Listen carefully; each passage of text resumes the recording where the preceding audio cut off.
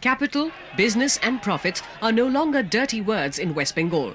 The state, used to revering the likes of Vladimir, Lenin and Ho Chi Minh, is today in a dramatic shift of policy, laying out the red carpet to industrialists, both Indian and foreign, to bring in the green bucks. The industrial policy announced by the Jyoti Basu government last year was an attempt to rejuvenate West Bengal's bleak industrial wasteland. Its highlights were investment from foreign companies and the domestic private sector invited to spur industrial growth, rehabilitation of sick units, emphasis on infrastructural sectors such as power, telecom and roads, petrochemicals, steel, textiles, electronics and mining to be thrust areas, constant dialogue between management and labour. Industry on its part has responded favorably and an impressive roll call of investors has already been roped in.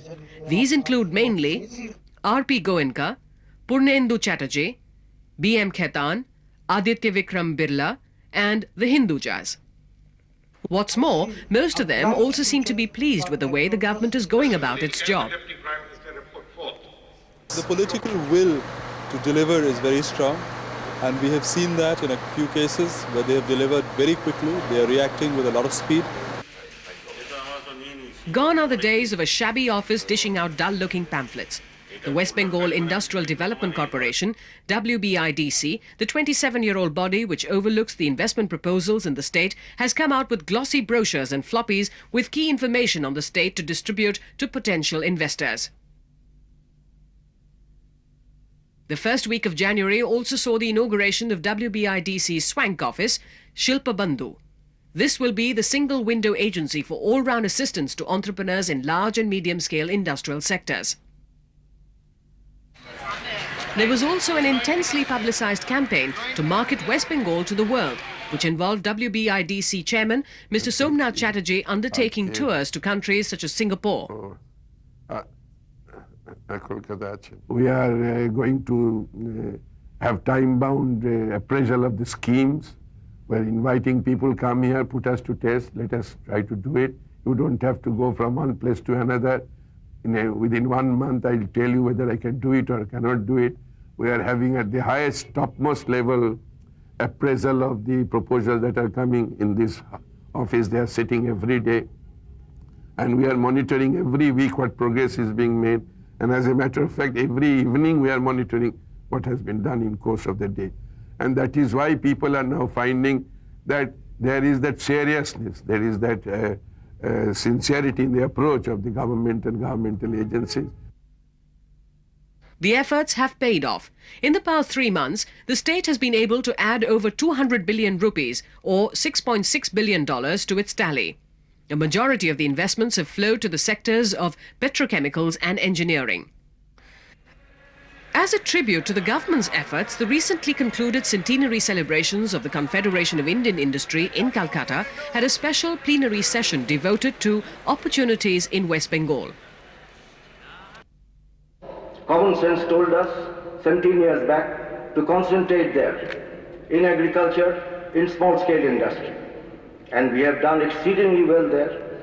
In agriculture, in rate of production, we have also gone beyond Haryana and Punjab. And what has never happened earlier, after independence, has happened within the last few years in agriculture. So the base has been created there for industries also to advance, to grow and advance. And with a correct The CII had also sponsored a report on West Bengal by Arthur D. Little, which held out the promise of a rosy future for the state. As West Bengal's advantages, it listed, it is one of India's richest natural resource bases, has a long industrial tradition, is one of the principal gateways to Southeast Asia, has a fast-growing domestic market, and a workforce with a strong educational base. Analysts point out the minus points. While a literate labour force is considered a bonus, labour militancy has discouraged many industrialists from investing in the state's economy. The scene, though, has seen a marked improvement, and the man days lost due to strikes in 1994 was down 33% over the previous year. In the present context, it is necessary a coordination between the workers and the industrialists. West Bengal government is trying to create that atmosphere here. Another crucial factor will relate to the setting up of infrastructure. Save power supply, which is improved now, other key areas like telecommunications and roads are in a bad shape. If the state is to attract huge investments, it will have to shore up its act on this front. The question which then arises is who will foot the bill?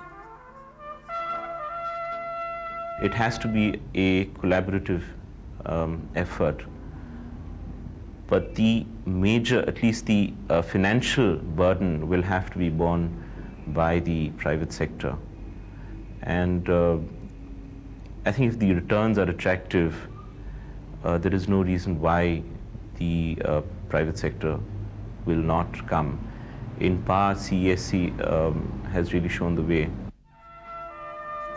As the state government goes about its task of translating the numerous memorandums of understanding which have been signed into projects in right earnest, it will need a Herculean effort to restore to West Bengal its pristine glory and make it the Sonar Bangla that it once was.